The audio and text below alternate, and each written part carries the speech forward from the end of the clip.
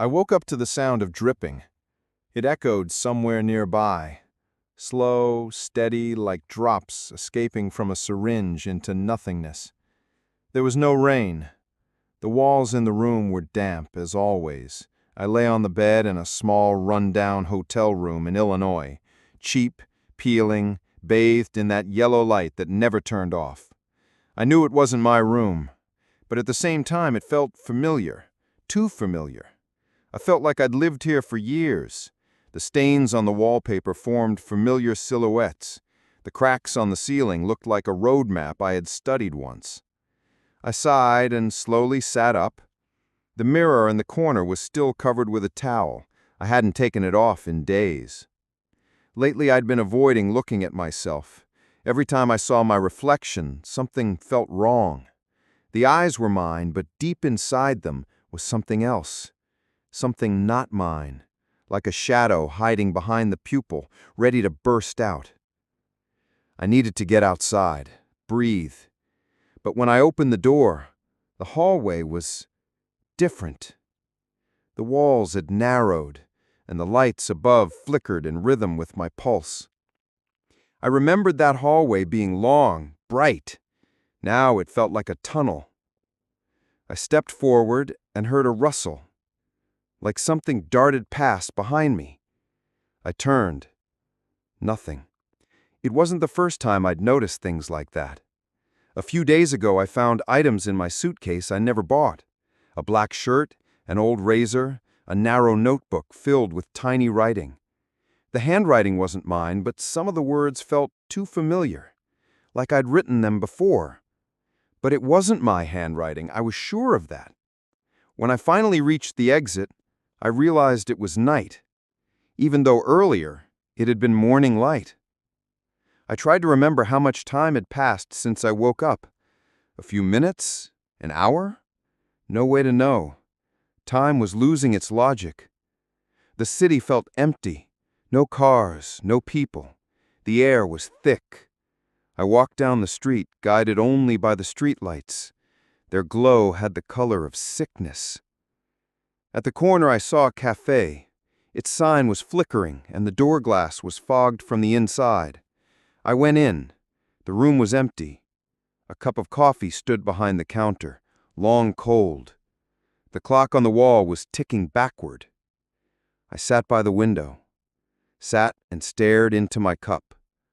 The water inside was dark, like ink.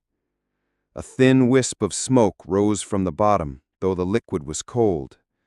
I dipped a finger in and saw the skin instantly lose its color, as if erased with a rubber. Then I remembered a name, but not mine.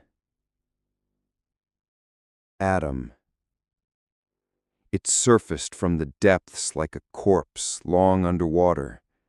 I knew that name belonged to me, but not to me sitting at that table.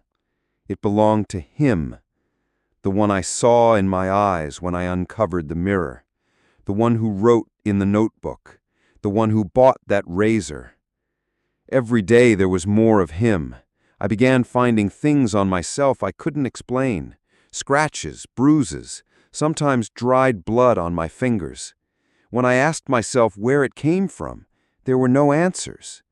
Only fragments, whispers, echoes of footsteps in someone else's corridors. Last night I woke up with a rope in my hand. It smelled of mold and was still warm.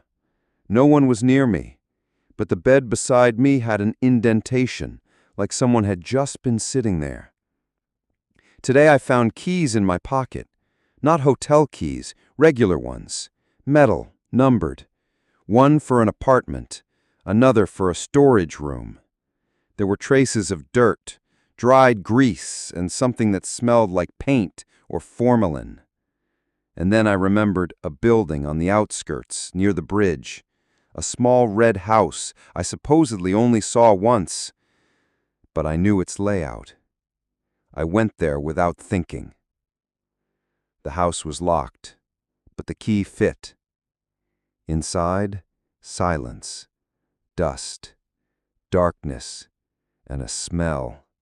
something dead, rotten, old. I went down to the basement.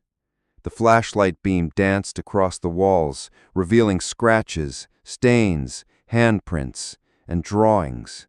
Childlike, distorted, made with charcoal. People with two heads, dogs without eyes, mirrors that scream. In the center of the room was a chair, metal. On it, handcuffs. And around it, dozens of tapes, each one labeled with the same name, Adam. I picked one, played it on an old player. On the screen, a face, mine, but the eyes were someone else's. They stared straight into the camera. He said nothing, just breathed. Then leaned in and whispered, "You think I'm a fabrication, but I was first. You're the fragment." I turned it off. My heart pounded in my throat. I couldn't believe it. It was edited, a hallucination. But then I remembered. Everything. This house, it was mine. This Adam, he wasn't made up. He existed, but I created him. Once, in a moment of despair, I wanted to become someone else, stronger, without doubt, without pain. I began therapy, hypnosis, memory experiments, and that's when he was born. Not as a fantasy, but as a part. Real, alive, dangerous. I thought I controlled him, that he was just a role. But it turned out he was deeper than me, more complex. And now he wanted it all. I ran from the house, but it was already too late. When I woke the next morning, I was in bed. The towel on the mirror was gone. I looked and saw myself. Eyes calm, hands clean, no trace of the previous night. The suitcase was empty, the keys gone. I thought maybe it had all been a dream. But then I remembered. I am Adam. I always was. The second voice in my head, that wasn't him. I created him. To blame someone, to avoid responsibility. Stories of split personalities are fairy tales, lies. The truth is worse. You don't share yourself with someone else. You just look at what you've done and can't believe it was you. You push it away, invent an other to save face in the mirror. But I remember every moment. I remember the first night when blood ran down my hands, hot like oil. I sat on the cold bathroom tiles watching it seep into the fine cracks between them. And I wasn't scared. I was silent. Inside me, total quiet. Like after an explosion. The psychiatrists wrote in their reports, possible identity disorder, deep childhood trauma, dangerous depersonalization. They said I wasn't guilty, that the brain protects itself. But what if the mechanism was broken from the start? I created him on purpose. I fed him memories that never existed, planted images, clues, false trails. I knew how it worked. People believe in stories, even their own consciousness. And then I convinced myself. Completely. It was a game that spiraled out of control. I became the fiction, and he became real.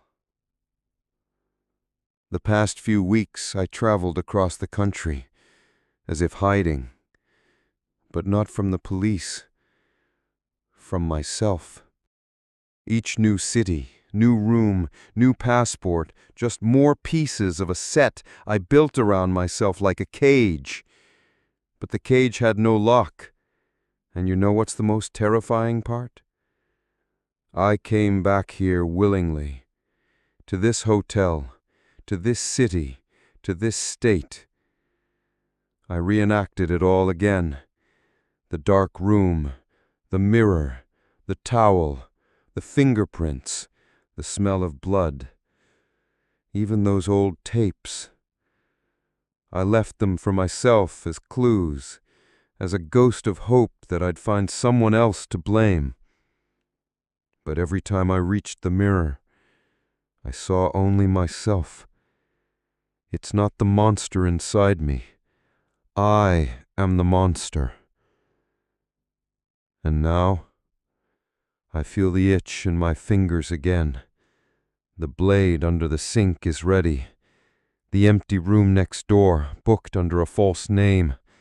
In my suitcase, new gloves, duct tape, bandages. Next to my heart, calm. A sick, unnatural calm that shouldn't exist. I no longer ask why. I simply act. Because in action I am most real. They will find traces, and they'll say again, obvious dissociative disorder, the patient lost touch with reality. And I'll stay silent. I'll become the victim again. An empty shell that didn't know what it was doing. They'll examine me, prescribe medication. But every time they turn their backs, I will smile. Because I no longer need excuses. I am me. And everything else is just ink in water, dissolving in the bathtub.